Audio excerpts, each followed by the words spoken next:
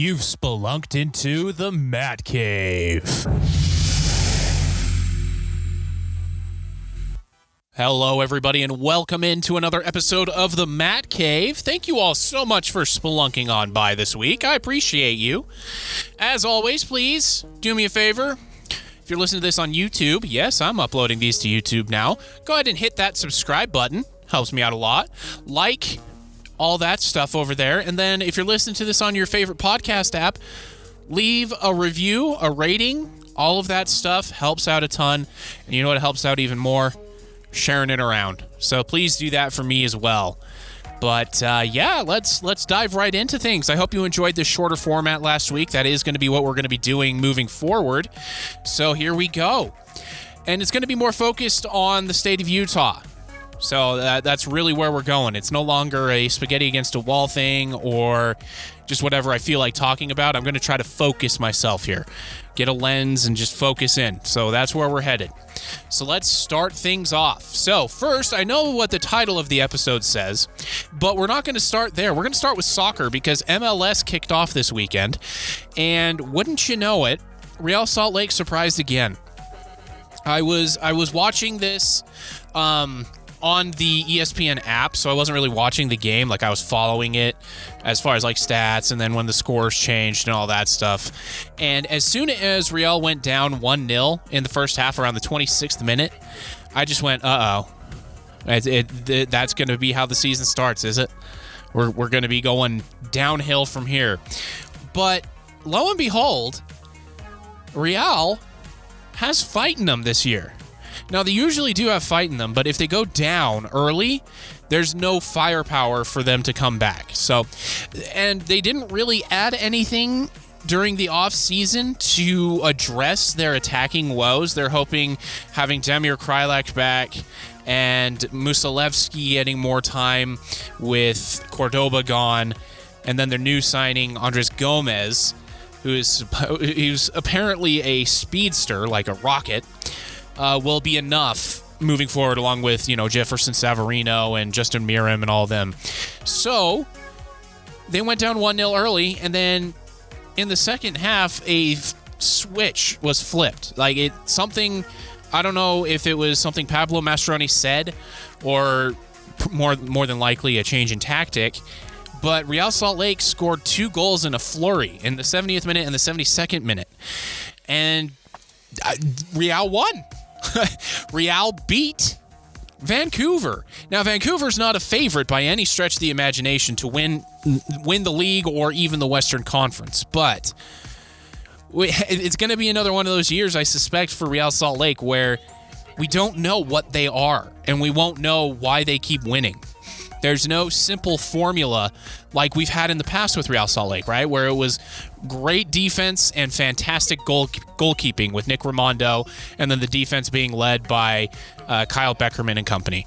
That's not the case anymore. It's more of a mishmash of different guys, and having Damir Krylak back from that back injury last year is going to be huge, I think. Because if Real Salt Lake had him in the playoffs, I fully suspect that Real would have beaten Austin FC in the first round. Honestly, Real should have beat Austin FC as it was because they were up 2-0, but then they went down 2 men, and it was 11v9 throughout the rest of regular time and then into extra time. But we're not going to talk about that. We're talking about the new season. And I was very encouraged because I did watch the highlights on YouTube, and I was encouraged by what I saw from just the positive plays that they were putting together. It wasn't just, a free kick that they got in the attacking half, or it wasn't a lucky corner kick. Like, they put together some solid stuff.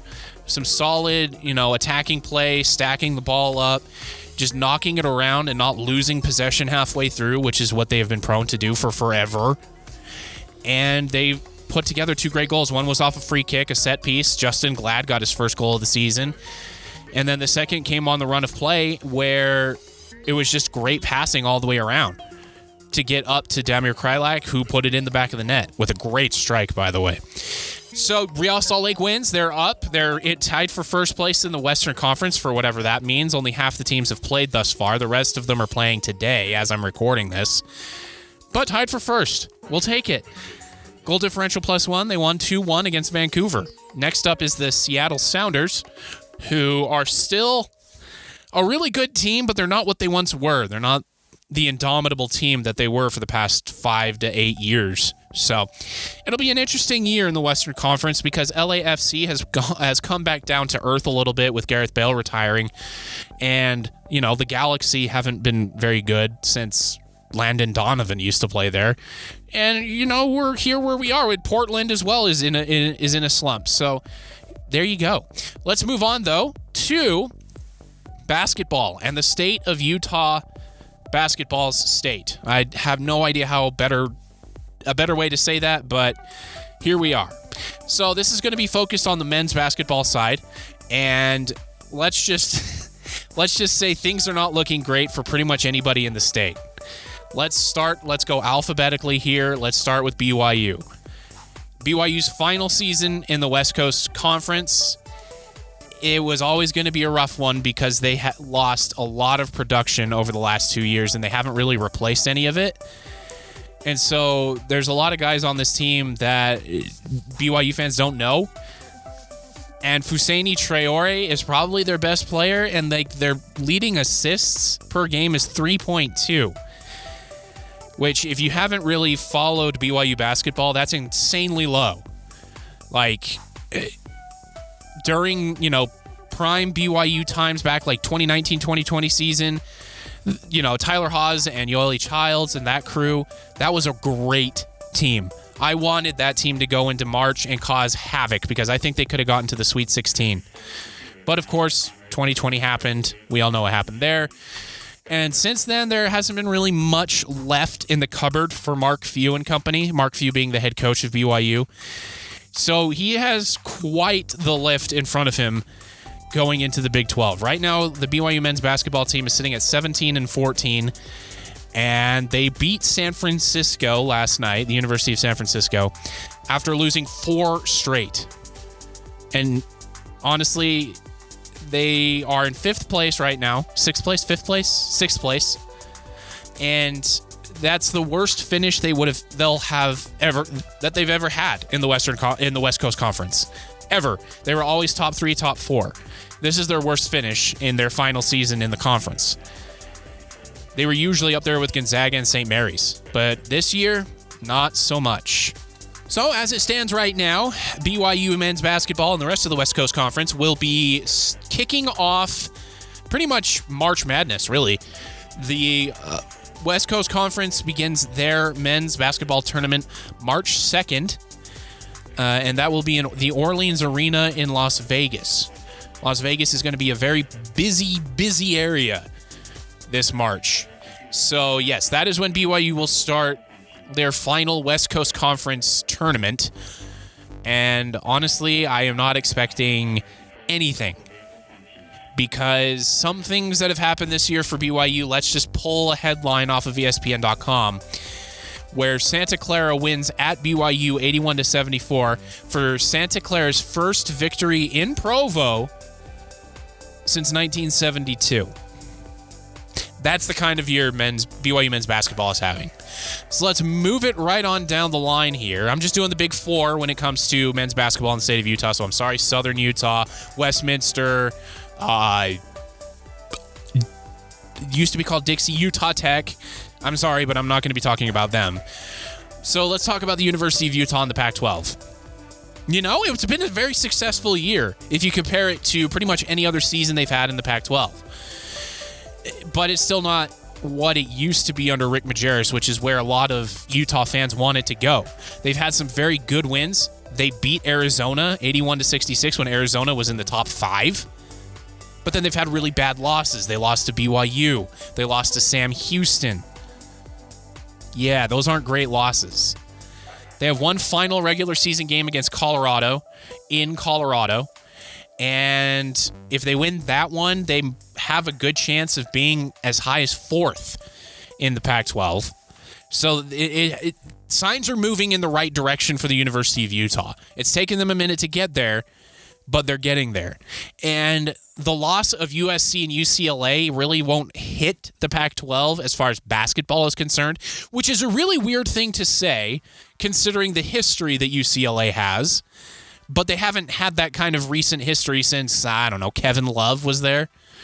And I was like, back when the last NCAA basketball game came out, like he was on the cover of it. So, yeah, it hasn't been great in the Pac-12. There hasn't been really a banner carrier other than the University of Arizona.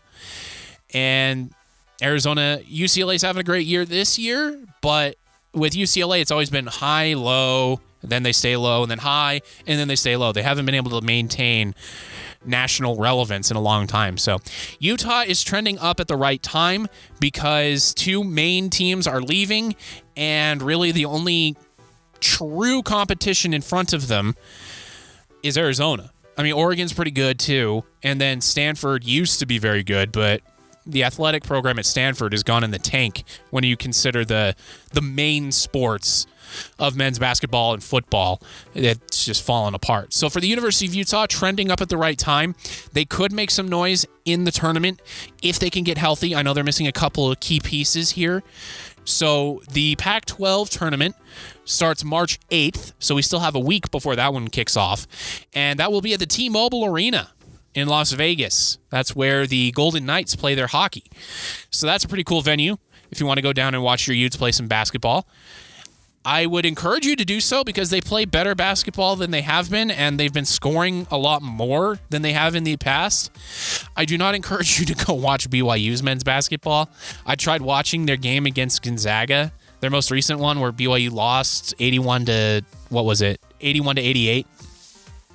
And yeah, it was fun and high flying, pretty wide open basketball, but you know what? Yeah, just go down there. You're going to have a lot of basketball down there. Just go watch some BYU men's basketball too. All right, let's move on to Utah State. Probably the one team that I'll be talking about today that has a realistic shot of getting into the NCAA tournament. If we're talking about the NIT, then Utah has a pretty darn good shot of getting into the NIT. BYU would have to make it to at least the finals of the West Coast Conference tournament, which they've never done. They may have done it once in their existence in that conference. So don't hold your breath, Cougar fans. You're probably not going to see much in the way of positivity there. But for Utah State, they're sitting at 22-7 in the Mountain West. They still have 2 games left in their conference against UNLV and Boise State. Boise State is currently sitting 1 game in front of the Aggies, and UNLV is sitting near mid of the table towards the bottom. So UNLV is having a down year. Boise State is probably having their best year when it comes to basketball. Holy crap. Did you guys hear what happened to my brain there? My goodness. One of their best years they probably ever had when it comes to men's basketball up there in Boise. So that will be a key game, but it will be in Logan. So Aggie fans, show up, show out, and be loud. And that could decide your fate when it comes to March. So realistically, Utah State could go into the Mountain West Conference tournament as the number 2 seed, which means they avoid San Diego State until the final, which is very important because San Diego State is very good. Like, very good. I mean, they did only beat BYU by 7, but that's neither here nor there. So if Utah State can win these next 2 games, position themselves very well for the tournament, and they perform well at the tournament, I don't even think they need to win the tournament to get in as a bubble team. It would help because that would be an instant lock for the Mountain West Conference's tournament team, tournament champion getting in. That's an instant lock. I mean, it's very possible. So Utah State could be the banner carrier for the state of Utah when it comes to men's basketball. So, if you're an Aggie fan, get out there, root for your team against the Broncos. That'll be on March 4th, which I believe is Saturday. And that will probably get your team into the tournament. If they can win in Vegas at the Thomas and Mack Center against UNLV, which is not unheard of this season because the Running Rebels are 17-11, and in conference they're 6-10. So very doable. And the Aggies did beat the Rebels 75-71 earlier this season, but that was in Logan. So, good stuff coming out of Logan. Hopefully they can get to the tournament, because that would be a very embarrassing stat for the state of Utah, because the other one in the Big Four who possibly could have gotten into the NCAA tournament was Weber State. And Weber State is currently sitting at 16-14 and third in their conference, which is the Big Sky. Forgive me, I'm going to backtrack to the Mountain West here really quick. That tournament kicks off March 8th, same time as the Pac-12, and that is in Vegas as well, but it's on the campus of UNLV at the Thomas and Mack Center, which is where it's always been. Not terribly fair, because that's home court for UNLV, but whatever. BYU and Utah had that mess for years, and Utah State gets to deal with it now. All right, Weber State. So Weber State currently 16-14, 11-6 in the Big Sky, but they are 5 games back of first place, and they only have 1 game left in their regular season, which is Monday night in northern Arizona. So they would have to win their tournament to get in realistically. So they'd have to go on a miracle run, and I'm not holding my breath for that. I mean, Weber State does have that sort of, that history to it, the Damian Lillard, and then when in my youth, there was a basketball player they had who had no neck, but he couldn't be stopped, and it was so much fun to watch in the NCAA tournament. So they have history of doing it. It's just not recently, right? It's just not in the recent history we have. So Weber State will go in as the number 3 seed. That's locked, which is pretty good. They avoid everybody except for, obviously, if they get to the semifinal, they have to face off against number 1 before they get into the final. So it's a tough road to hoe for Weber State. Maybe they can do it. They probably cannot, but if you're up there in Weber, I also need to correct something I said in last week's show. Weber is actually in between Salt Lake City and Logan, so sorry about that, Wildcats. I'm going to fix that right there. Yeah, so that's embarrassing for me, but I fixed it, so there you go. Weber State's not winning their conference tournament, so that's the state of college basketball in the state of Utah. Normally it's a lot better. This state usually gets 2 teams into the NCAA tournament. This year, probably not even 1. I mean, Utah and Utah State really have the most realistic shot, because if BYU is struggling against teams like Santa Clara and San Francisco, they're not winning in the tournament. So, yeah. All right, let's move on to other basketball, shall we? Let's talk about the Jazz. So the Jazz have come out from the All-Star break with 2 games at home, 1 against the Thunder, 1 against the Spurs, and then they'll have another game against the Spurs this Tuesday.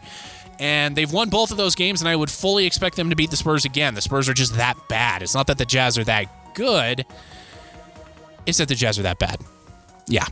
Really quick, the Big Sky Conference. I did this again. The Big Sky Conference will be tipping off their conference tournament up in Boise March 4th through the 8th. So if you want to support your Wildcats, you need to head up to Boise. I don't know why you would. All right, so the Jazz. So after the All-Star break, after Lauri Markkanen and company hosted the NBA, they have hosted the Oklahoma City Thunder and the San Antonio Spurs. The Oklahoma City Thunder, they defeated in overtime with free throws. Yeah. Lauri Markkanen hit 3 free throws with 4.6 seconds left in overtime to give Utah the win, and he finished with 43 points and 10 rebounds. So he got a double-double. That's pretty good, but it's not what you're supposed to be doing. You're not supposed to be winning. That's not the plan. That's why they traded Mike Conley, right? And then they just beat the Spurs. The Spurs were up 10 points at the half. That was a mirage. The Spurs are they're terrible. And they really want Victor Wembanyama. Holy moly. I think the term right now is called brick for Vic. I think that's the term where, like in the NFL a couple of years ago, is tank for Tua. It's brick for Vic. And the Spurs are all in on that. And wouldn't you know, for the Jazz, they're second in the Northwest Division behind the West leading Nuggets. Are you serious? That's not the plan. They are sitting 8th place in the Western Conference overall. Like I said, though, a couple of weeks ago, don't expect that to hold. The Jazz don't necessarily have the easiest schedule, but they don't have the hardest. It's kind of middle of the pack when it comes to strength of schedule the rest of the way. And I don't know. They've had 32 games at home, 30 games on the road. It's just, I want them to lose. I do. I really, really do. It's tough. It's tough. Because obviously there's like two generational players. There's Victor Wembanyama and Scoot Henderson. Like, those two guys are out of this world good. And there's a third guy as well that's really good. He's just not on the level as those other two. And when it comes to Victor Wembanyama, I'm a little leery about him because he is a twig. He's like Chet Holmgren last year. He's a twig. He's going to get pushed around. He's going to get bullied. He might even get injured. Like, it's great that you're that tall at that age, but you got nothing on you, which is why Shaq was in college and he was huge and, he was able to grow into his form and get used to it and became a Hall of Famer, right? The other skinny tall guy's Manute Bol. He's not a Hall of Famer. He's a really tall guy, though. Mark Eaton was another one. Really tall guy. Couldn't hit a shot. Greg Ostertag. I mean, so when I think about that, the guy I want is Scoot Henderson. That's the guy I want. He's the guy who just kind of, forgive the pun, scooting under the radar because of Victor Wembanyama. And that is a really, really good consolation prize if you don't get the number one pick, if you're number two. That's a super good consolation prize. And Tony Jones, David Aldridge, like a lot of the guys I trust, talking about this upcoming draft class, talk about it as one of the deepest that they've seen in a long time. So you may not get a generational player if you're outside of the top three, but you're going to get a player that's going to help your team unless you pick like 27th through 30th. And even then, you're still going to get guys, right? You're still going to get roster fillers. So at the very least, this draft is something to look forward to, even if you're not the worst, if you're not the Pistons or the Spurs or the Rockets or the Hornets. But I mean, other than that, every other team has a reasonable shot to get into the play-in and the playoffs. So the Jazz just need to start losing, I think. They really do. I'm loving how good Lauri Markkanen has become. I hope he can keep this trajectory to be that solid number two guy no matter what. The Jazz just need a number one. The Jazz never had a number two with Donovan Mitchell. Donovan Mitchell was the offense, and then they had some guys who could hit threes, but there was never really a second threat unless Jordan Clarkson was in the game at the same time. But those guys have games that mirror each other. And so they kind of canceled each other out on the offensive end. And then on the defensive end, when Donovan Mitchell was here, he didn't really care about defense. So he didn't play that hard. And Jordan Clarkson, bless his heart, can't play defense. So that was the problem there. Now, the Jazz have Lauri Markkanen to be that number two guy. They have Talen Horton-Tucker. They have Colin Sexton. They have all of these guys that can fill in these roles behind. They just need that pure number one killer, like a Kevin Durant, LeBron James, Hall of Fame type guy, because that's what you need to win a title. That's what the Nuggets think they have with Nikola Jokic. That's what the Grizzlies think they have with John Morant. It's what the Celtics have with Jason Tatum. It's what the Bucks obviously have with Giannis. And it's also what the 76ers have with Joel Embiid. So, as it stands, the Jazz need that guy, so they need to start losing so they can get him. A couple other notes about the Jazz. Former Jazz man Russell Westbrook agreed to terms with the Clippers. So get your statue building plans ready. Get those schematics out to Vivint Smart Home Arena so they can take a look at them. Really key guy. We're going to miss him. Get those statues ready to go. And former Jazz coach Quinn Snyder has agreed with the Atlanta Hawks. This is happening as I'm recording, by the way. Adrian Wojnarowski busted this news out as I've been recording. So Quinn Snyder gets a 5-year deal to try and fix the Atlanta Hawks. Yikes. I think what Quinn is going to find out there is he's not going to have the same kind of infrastructure that he had in Utah. Atlanta wants to win. Atlanta wants to win now. In fact, they want to win yesterday. They fired 3 coaches in the span of about 5 years to do so. And Trae Young is in a big slump. I love Q. I do love Coach Q. But man, he's got a mountain to climb, and he has a half a season to do it. Because if there's not promising signs coming out of Atlanta for Coach Q, oh boy. He's in for it, and he's not going to be in a small market either. He's not going to be able to hide behind ownership. He's not going to be able to hide behind Danny Ainge or anything. He's going to have to answer to the music.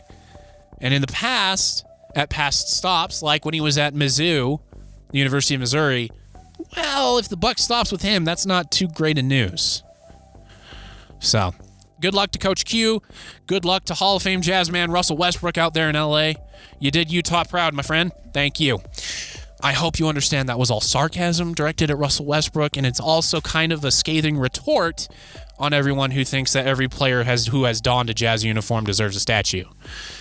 Rudy Gobert does not deserve a statue. He does not deserve to have his jersey retired. Same thing with Donovan Mitchell, Joe Ingles, Royce O'Neal, Jordan Clarkson. Who else can I name off here? Andre Kirilenko, Al Jefferson, Darren Williams, Carlos Boozer, Matt Harpering. All those guys, good players. Some of them all-stars, but you need to learn what it takes to have your jersey retired, okay? Karl Malone and John Stockton, Hall of Famers. Jerry Sloan, Hall of Famer. They went to the NBA Finals. They ran into the buzzsaw that was the Chicago Bulls dynasty, okay? If it weren't for that dynasty, the Jazz would have won at least one ring, okay? That is why they deserve to have their names hung up in the rafters. You do not retire a guy who can't shoot a jump shot, or a guy who is so passive-aggressive he blew up a team. You don't retire those jerseys. I'll let you pick where. So that's it for basketball. Really quick, I'm going to be bumping my head on that 30-minute limit here. I want to talk about locals in the new football leagues, new-ish. So we're going to talk about the XFL and the USFL really quick. All right, here we go. So let's talk about the USFL first. So the United States Football League in their second year of existence, technically. And I'm just going to go down the teams and just call out who's where and tell you which ones are worth watching. So the Birmingham Stallions, I believe, were the champions of the USFL last year. So they are the best team. They have two locals from the state of Utah on their team, one on offense, one on defense. So Brian Allen is a cornerback who played at the U about 5 years ago, and he's a cornerback there. And then Marquez Tucker went to Southern Utah, so he's a Thunderbird. That's it for the Birmingham Stallions. They have a running back named Bo Scarborough who is like watching, I don't know, it's like watching Adrian Peterson highlights when he was in high school. Like, that's the difference. Like, Bo Scarborough is as close to the NFL as you can get in these leagues. That's how good that guy is in this league. Is he NFL good? Yeah, I think he is. But I don't know if there's a team in the NFL that would want to take him on because they like what they have at the running back position. You know, the politics and all that junk. All right, so let's talk about the Houston Gamblers. They have, I think they're tied for the most with Utah ties. So let's just read down the list. From the University of Utah, there's two players. One is offensive lineman Bamidele Olaseni. Forgive me if I pronounced that wrong. I think I got it close. And running back TJ Pledger, who is a recent Utah grad. And then on defense, there is Diane Lake, or if you remember him on BYU a few years ago, Diane Gunwalaku. That was the last name he went by there. And then another defensive back from Weber State named Trey Hoskins. So Houston is probably the team you'd want to root for if you just care about locals in the league. Next is the Memphis Showboats. They have four as well. Two from Utah, two from BYU. So let's start with the two from Utah. One is defensive back Josh Nurse. The other one is defensive tackle Viane Moala. And then from BYU, is offensive lineman Corbin Kafusi. If you are weirded out by that, if you're a BYU fan, I don't blame you. When he was in the NFL, he started off as a defensive end, went to linebacker, then went to tight end, and landed in the XFL as an offensive lineman. So that's kind of the journey for him. And then defensive back Troy Warner, the little brother, or I guess younger brother. Oh, he is more little than Fred, but the younger brother of Fred Warner, the all-everything, all-world linebacker for the 49ers, my new favorite team. All right, so those are the two teams you would probably want to root for if you just care about locals. Michigan Panthers is the next team. They have one from the state of Utah. That is Corian Ballard from the University of Utah. The New Jersey Generals, they have one guy from the state of Utah, and it's a punter, and it's from Southern Utah. It's not even the University of Utah. It's Brock Miller. The New Orleans Breakers have two guys from the University of Utah, both on the offensive line. One is Lo Falemaka, and the other is Salesi Uhatafe. On the Pittsburgh Maulers, you have two from BYU, one from Utah. The one from Utah is quarterback Troy Williams. The two from BYU is defensive back Bo Tanner and wide receiver Samson Nakua, the older brother of Kai Nakua, who is at the NFL Combine this week. Next up, and lastly, in the USFL is the Philadelphia Stars. They have one player from the state of Utah, from Weber State, defensive lineman Adam Rodriguez. So there you go. Those are the locals in the USFL. You know, long story short, the two teams to root for, if you just care about locals, Houston and Memphis. There you go. Next up is the XFL.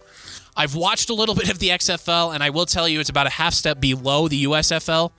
The USFL is better just because they got there first, so they got better talent. So when it comes to the XFL, there's only, I think, 8 teams total. So I think the USFL and XFL have the same amount. But let's go through this. So this one will be the Vegas Vipers. They are probably the one you want to root for if you just care about number of locals in the NFL. They're both, one is from Utah, the other is from Utah State. Marwin Evans, defensive back from Utah State, and Pita Taumopenu from the University of Utah. The DC Defenders have one player from the University of Utah, and technically BYU because he was there too, Francis Bernard, linebacker. Then the St. Louis Battlehawks. Not the most ridiculous name. We'll get to the most ridiculous name here in a second. So the St. Louis Battlehawks have defensive back Tariq Lewis from the University of Utah. The Arlington Renegades have defensive lineman from BYU, Tomasi Laulile. And then the Seattle Sea Dragons. No, I'm not making that up. That is their real name to go along the Seattle Kraken of the NHL. It's like tangent. I'm sorry, but tangent here towards the end of the episode. It's like when the Jazz were getting all those teams, and for whatever reason, we had to have the teams have double Z. So we had the WNBA Stars, we had the Salt Lake City Buzz, and we had the Utah Grizz. Ugh.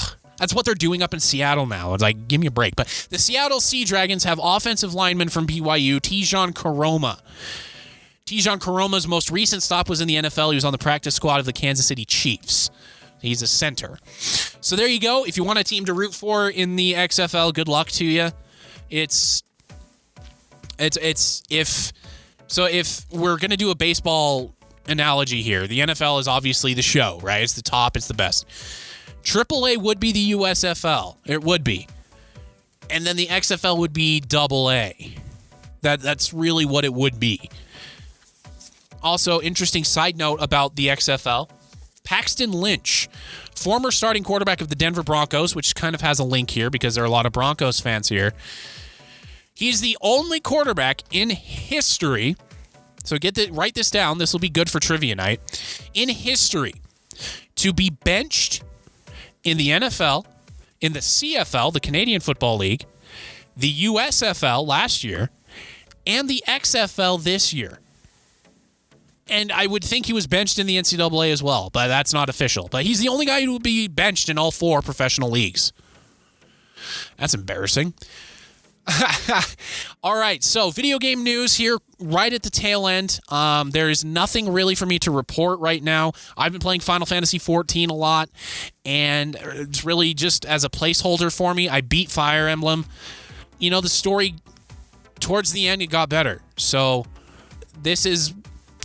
I'm not going to change my grade on it. It is still buy it if you like the series, but it's close to buy it no matter what. It got me towards the end, so there is that to look forward to if you have that game. This coming Tuesday, Destiny 2 Lightfall comes out on the 28th, which means servers won't be good until around the 2nd of March. I'm warning you all now. If you want to play it, just wait, because the servers are going to crash because you're going to have the content creators and then the content creators' clans all jump on at the same time, plus everybody else that wants to be first. Just wait. If you want to wait and have a seamless server experience, trust me, I've been doing this since the very first Destiny. I've been doing this since World of Warcraft Wrath of the Lich King. Just wait a couple days. Wait for the server stability to come. Then you'll be able to enjoy it instead of getting error codes and error messages and randomly getting kicked from Game Worlds.